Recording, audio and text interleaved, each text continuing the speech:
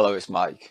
If you load up your computer and you're presented with a blank desktop, no background, no taskbar, no start menu, then this is what you need to do to fix it. So first on your keyboard, press the Control key, the Alt key and the Delete key all at the same time, which will bring up this menu, and then you just need to select Task Manager. Once Task Manager is open, click on More Details, click on File, Run New Task, and then type in explorer.exe and click on OK.